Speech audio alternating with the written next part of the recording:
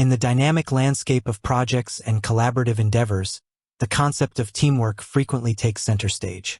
We often hear about the importance of teams, but what exactly is the teamwork process? It's more than just a group of individuals working side by side. It's a structured and dynamic interplay of efforts, skills, and perspectives aimed at achieving a shared objective. Understanding this process is crucial for anyone involved in leading or participating in a team, whether it's for a school project, a business initiative, or any collaborative undertaking. At its core, the teamwork process is the sequence of actions, interactions, and decisions that a group of individuals undertakes to accomplish a common goal effectively and efficiently. It's a journey that involves various stages and requires conscious effort and understanding from all team members. Think of it as the engine that drives a project forward, with each team member acting as a vital component.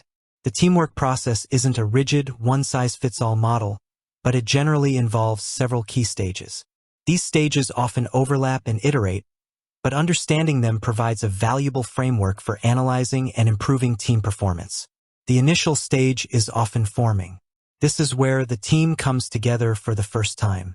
Individuals are introduced, and the initial focus is on getting to know each other, understanding the project's objectives, and defining individual roles and responsibilities.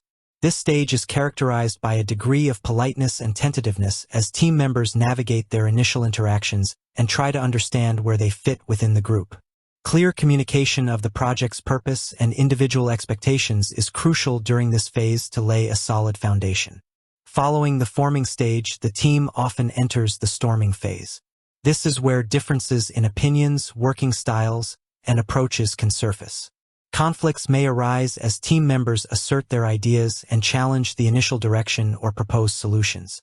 While potentially uncomfortable, this stage is a natural part of team development. Effectively navigating the storming phase requires open communication, active listening, and a willingness to compromise. A skilled leader can help facilitate constructive dialogue and guide the team towards finding common ground. Once the initial conflicts are addressed and the team starts to find its rhythm, it moves into the norming stage. During this phase, team members begin to develop a sense of cohesion and shared understanding.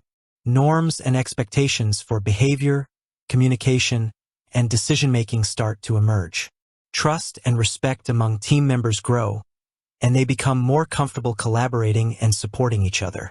This stage is characterized by increased cooperation and a focus on the collective goal.